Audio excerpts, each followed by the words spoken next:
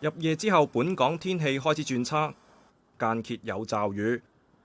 部分渡輪服務提早開出尾班船，貨櫃碼頭喺挨晚開始陸續停止交收。機管局亦預告，聽日嘅航班會受影響，呼籲旅客留意航班資訊。喺尖沙咀碼頭，有人專登嚟感受風力。看那個颱風到底是什麼樣的，我們那裡看不到。你那裡看不到，是因為離海邊遠嗎？今晚應該會早啲瞓覺啊，預佢聽日都要翻工先咯。聽日唔使翻工，咪繼續瞓多幾個鐘咯，咁樣咯。你覺得個風嘅威力點啊？而家威力啊，暫時唔見有喎，係咯，只知好焗咯。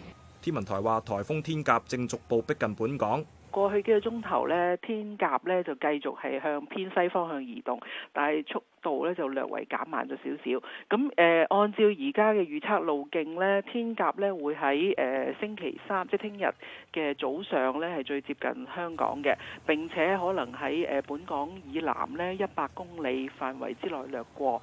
咁所以呢，就對香港呢係構成相當嘅威脅。除非天鴿係採取比較遠離本港嘅路徑移動啦，又或者係減弱，否則呢天文台呢會喺星期三凌晨，即係聽日凌晨呢係考慮改發8號烈風或暴風信號嘅。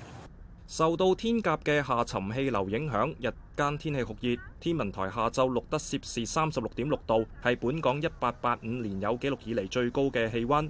濕地公園錄得全港最高嘅39度，沙田、深水埗等地區都錄得超過38度。除咗天氣酷熱，空氣質素亦欠佳。環保署表示，微風不利污染物擴散，東涌嘅空氣質素健康指數一度達到嚴重水平。